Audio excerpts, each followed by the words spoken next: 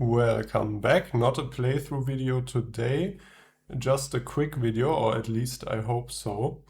I'm trying to keep this brief and concise. I just wanted to make a video showcasing all the different gameplay content there is for Mini Rogue and maybe talk about some of the other products there are, because there were some questions in comments on my Mini Rogue playthroughs about that, because it has gotten a bit confusing with all the different content there is for this game, and now they've just fulfilled their Kickstarter for the second Mini Rogue game for the Council on the right here, and all the expansions in there. And so all in all, there's quite a bit of stuff now available from different sources, but all of it available also on the Nuts Publishing website, I believe. So that is the most comprehensive source. If you want to look at what there is for Mini Rogue, I'd recommend looking at the website. But in this video, we're going to go through the different expansions and just briefly what they contain. And if you want a closer look at any of these expansions, there are videos on my channel where I unbox the Depths of Damnation and the Old Gods, and also the latest video where I unbox all of the Season 2 stuff, which is on the right here. The only expansions I don't have dedicated videos for are the promo cards on the bottom here, because I've just picked those up over the years and then mixed them in. I think some of them are in the first expansion video as well, and some I've just added recently. Okay, so first, a rough overview. What Mini Rogue games are there? So there's Mini Rogue, the original game, which is a standalone game that can be played straight out of the box. Then there's Mini Rogue the Council, or Season 2, or the main game for Season 2. I'm just gonna keep calling it the Council because that's its title. Also a standalone game which can be played right out of the box. Neither of these require the other game to play. They're both standalone, and they are both independent. Mini Rogue can be played solo or co-op, so 1 or 2 players, and the Council can be played solo or 1v1, so 1 or 2 players as well, but here you have a cooperative mode and here you have a versus mode. The Council can also be played solo against an AI or automata opponent, if you want that versus experience but are playing alone. Yeah, and then there's a third Mini Rogue game, which is the first point of confusion, which is referred to as the original 9-card micro game, because before this Kickstarter was the Mini Rogue Kickstarter here, and before that one, Mini Rogue was just a small print and play game or micro game, which you can buy on the Nuts Publishing websites to this day, which just consists of 9 cards. And I don't have that here, because I don't own it, because I do own the big game, so I didn't feel it necessary for me to buy that. But if you ever see that or read that, that's the third sort of standalone Mini Rogue game that exists. So Mini Rogue the Council, and the 9-card micro game, which is just, as the name implies, 9 cards, and completely standalone from any of this stuff. Though you could probably house rule some way of mixing those cards together. Now, as for all of these expansions seen here, the Depths of Damnation, the Old Gods, the Mountain of Torments, Beyond the Portal, and the Forgotten Guardians expansion, which doesn't have a title or cover image, but is represented by the Druidas here. These expansions have come out between these 2 main games or with the second game. So first there was the Mini Rogue main game, then the Old Gods expansion was part of that Kickstarter, and the Depths of Damnation I think as well, and you can buy those separately. And now in Season 2 these 3 expansions have come out as well, and the promo cards have come out over the years, 2 of them every year, at the SPIEL convention in Essen. But you can buy these from the Nuts Publishing web store as well. Yeah, and these expansions are in the middle because they are compatible both with the original main game, Mini Rogue, or with the second game, the Council, because the cards use the same format. All of them can be used either with the Mini Rogue game or with the Council game. Or if you have both, you can mix all of it together and use all of them in conjunction. Yeah, but that might be another point of confusion when looking at these expansions.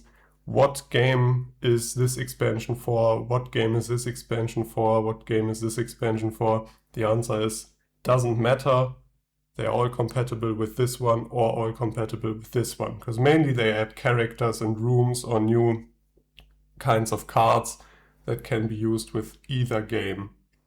Okay, so now I'm going to cut and we're going to start looking at a little more detail, but not every single card, just roughly the contents of these different games and expansions. And maybe at the end we'll talk about what else there is, what I haven't shown in the video here, that you can buy, and if it adds gameplay content or if it is cosmetic.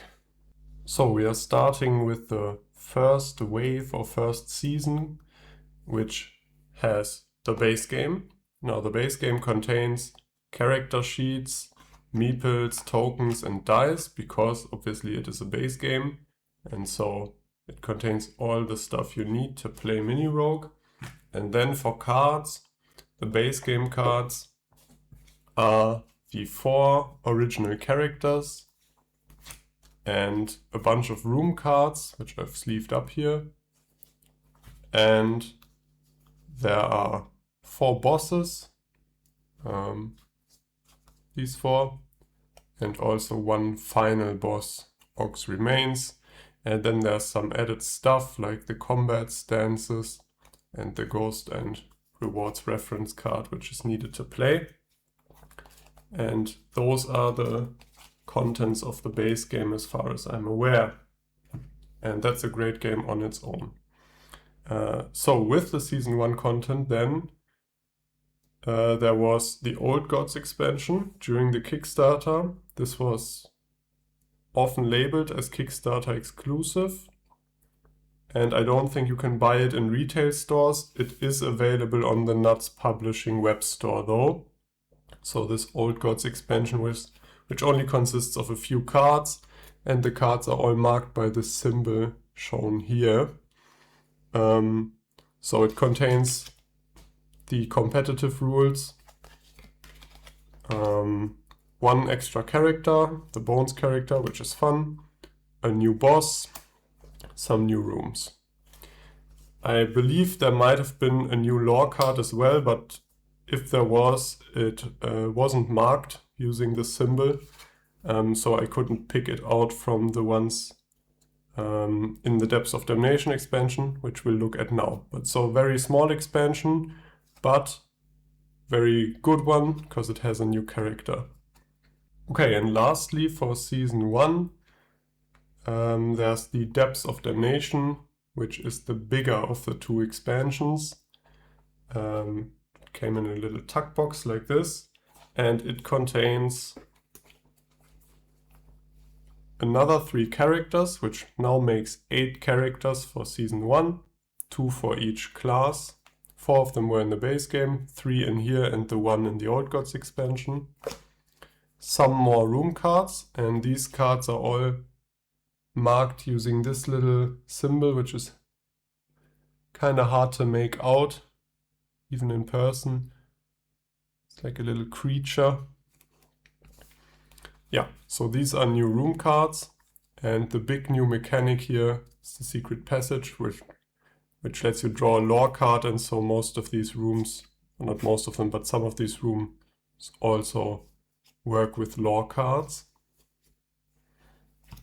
And then there were 2 new bosses as well, and the mentioned lore cards. This is the big appeal of the Depths of Damnation. This is a new mechanic added to the game, drawing those random sort of encounters and skill checks during the game. And yeah, that really adds another layer and also another bit of randomness to the game, and is a lot of fun. So now let's talk about Season 2, the Council. And here's where it might start to get a bit more confusing with all the expansions. But let's look at the base game first. So the Council base game again comes with your dice and meeples and tokens, as it is a base game, and as I said, is standalone, ready to play. And also your character sheets and boards, and you can see here a new aspect of the Council, which is the Overlord board, which is used for the versus mode.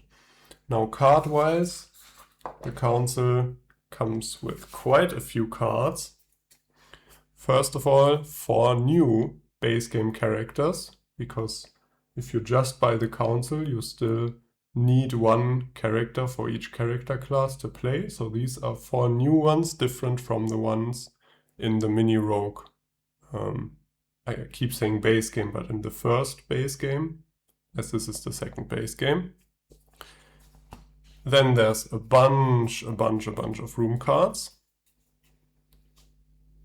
just like the first one. There are bosses, and again there's 4 bosses here, just like in the first base game. And in this case we have 1 final boss for the sort of normal mode, and 1 final boss card, which is the avatar for the versus mode. Again, the rewards card, another combat stances card. And now, different to the first base game, this one contains lore cards already, but there's not a lot of them. All of the Council cards are marked with this little symbol here. There's this little crescent moon on a staff, sort of. And yeah, this contains 4 lore cards, and then also all the cards needed for the Overlord mode, which are 3 Overlords and 6 reinforcement cards. And all of that is contained within the Council. Let's talk about the Forgotten Guardians. Now this one does not have a cover card, sadly, but one big thing it contains is a new character. So this is similar to the Old Gods expansion for the first wave or first season, where there was 1 smaller expansion and 1 bigger one. This also has 1 smaller one and 1 bigger one, and then some stuff we'll talk about at the end. So we have the Druidess, which is a new character. We have the Astrologer, which is a new Overlord, so a new character for the Overlord. And then there's a bunch of small random cards, like a lore card, another boss, a sort of relic, which we haven't talked about yet, and a card for Mountain of Torments. So this Old Gods expansion really works best if you also have Mountain of Torments, because otherwise you won't really be able to use this card. But I guess all of the other ones in here can be used without that, if you so choose. But yeah, that's the Forgotten Guardians expansion. Now let's talk about the Mountain of Torments expansion. This one is again a bigger expansion, comparable to Depths of Damnation. And what this contains is another new character, the Condemned, and then a lot of different cards. And I won't talk about this in detail, but we've seen this in the unboxing video. Within this expansion there are several modules. I think it was 7. Yeah, 7 modules So 7 sort of mini expansions that can be added into the game independently. And these consist of room cards, new end boss, new sort of items to be used, and also the Mountain of Torments module, which uses this card, which we've seen in the Old Gods expansion a moment ago. These delving cards. Yeah, as I said, if you want to have a closer look, maybe have a look at the unboxing video. But so this is quite a lot of different variety, and in the rules for the expansion it says some of these modules increase difficulty and some of these decrease difficulty in different amounts or by varying degrees, and so you can add those in or remove those to fine-tune your experience with the game. But that's the Mountain of Torments. And now there's one more expansion before we get to the sort of single cards. One more expansion for Season 2, which is Beyond the Portal. Originally meant to be a cosmetic expansion only, featuring alternative artwork for all of the characters, both from Season 1, like we see here with the cleric, or the priestess, or the thief, or the rogue, and also from Season 2, like the condemned here, or the flagellant, and so on. So this contains a total of 16 characters, and now you might have counted and said, well, there were 8 in the first season, and we've now seen another 6 here, so there's 2 characters in here that we have not seen in any of the other expansions, and those are the Tinkerer and the Occultist, which after the backers asked for it, Nuts Publishing created those using the original Mini Rogue art style, which is done by Gabriel Gendron, I think. I hope I pronounced that name correctly. And so now those are available as well separately as 2 cards, 2 new characters. So both Season 1 and Season 2 have 8 different characters each. And Beyond the Portal contains all of them, just with different artwork. And after this was announced, a lot of backers said, well, I don't know if I'm interested, the different artwork is cool, but just having the cards a second time and they don't have a gameplay effect seems a bit lame. And so what they did is change these characters. So actually these are not 16 brand new characters, because they're still the same 16, but each of them had some of their starting stats tweaked or 1 or 2 of their skills changed, I believe. So, and I've not played with these yet, so I'll have to discover these as well. But this is sort of like a slightly different version of the characters that already existed, also featuring cool different artwork. So I think this is maybe not a first priority for an expansion to get, because it's just a bunch of characters. This is maybe if you've played the base game on Season 2 and all the other expansions and have really liked the stuff and are getting sort of tired because you've won runs with all of the characters and you keep using the same characters, and maybe this might be able to spice things up a bit, but yeah, maybe not first priority. Or you just buy the base game and say, hey, I don't care about the different modules or loot or lore cards, I just want to play as different characters. Then this is a great way to get your hands on all of the characters, just in a slightly tweaked or different form. So yeah, this is a bit of an odd one, bit of an odd expansion, but it exists as well, and it is new gameplay content because the characters are changed slightly, as I said. Okay, now we've looked at the expansions and the 2 base games.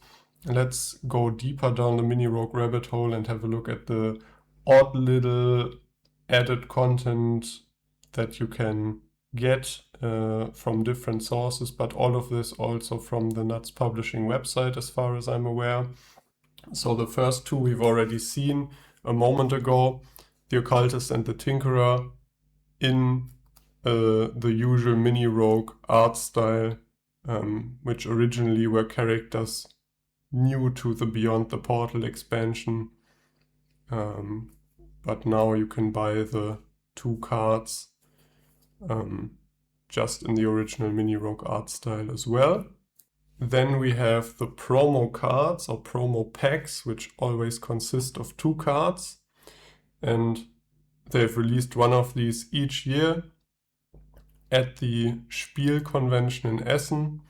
You can get them in the Nuts webshop as well, also for all the past years. So there really isn't a lot of FOMO around Mini Rogue, which I appreciate that they're not making these like exclusive or super rare. It might get a little confusing with all the different products. And so the first one was the Wolf and the Forge, and they are marked with this little star, and which are just 2 new room cards. Again, these can be added into the base game or the Council base game. The Deathbed and the Fence, which are marked with a different kind of star. Then the Sentinel and the Crypt, which again are marked with the previous kind of star. These are a bit all over the place. Then the Creeping Death, which is a new boss for the first time in these promos. And this came with its own lore card that works together with the Creeping Death boss. And these are not marked at all. And the most recent promo is a new character, the Huntress, and the Ferret as an item card, or room card, I should say. These are the most recent ones, and the Huntress is completely new. It was not part of the first season of expansions and not of the second season, so this is sort of the 17th character and isn't contained in the Beyond the Portal expansion either. So as far as I'm aware, the Huntress is only available in these promo cards. Yeah. So that's the 5 years they've done now, and I assume there will be another one in October of 2026. But those are the 10 promo cards, and they are fun. They add new stuff, bit more variety. Again, maybe not a first priority sort of expansion if you're just getting into the game. Then there's the treasure map, which is just a single card. I don't think I would have bought this. This was sort of added in as a stretch goal in the Kickstarter. So there's a bunch of stuff here that was just added in during the Kickstarter as stretch goals for backers and is now available to be bought separately as well. I'm not sure I would have bought this because it's a single card and I think it costs €2. And just looking at it like this or on the web shop, you already see sort of everything. So you roll a dice and then it gives you a sort of quest or a route to take. And if you successfully take that route through the area, you get a little bonus, a little reward. But that's the treasure map, also available in the Nuts webshop. There's a similar product. This was from Season 2. There's a similar product from Season 1, which is the Coaster, the Mini Rogue Coaster Quests, I think it's called. And what that does is similar. You roll a die, you get a quest, like collecting 10 gold or one-shotting a boss or something like that. And if you succeed, you get a little reward for it. So this is adding an extra small objective to your mini rogue runs. This or the coaster, both available in the webshop. In theory, this is extra gameplay content, but not really content that you need the physical card or the coaster for, or that you couldn't sort of make up yourself. So these, which are marked with a fountain pen or like the tip of a quill or something like that, are literature-inspired lore cards with quite a bit of text on them. And yeah, as the name suggests, they are inspired by like fantasy literature or other literature. And if you add those in and you know the source material, that might be a nice nod there. And these ones, which have the little flag in the top corner, are called folklore lore cards or folklore cards. These are inspired or based on folklore or fairy tales from all the top contributing countries during the second season Kickstarter. And these are just more lore cards that can be added in, again with either base game, with the mini rogue game or the council game. Okay, as one last odd standalone item that actually adds new gameplay features or content, I want to show you this, which is a new dungeon board. This is triple layered.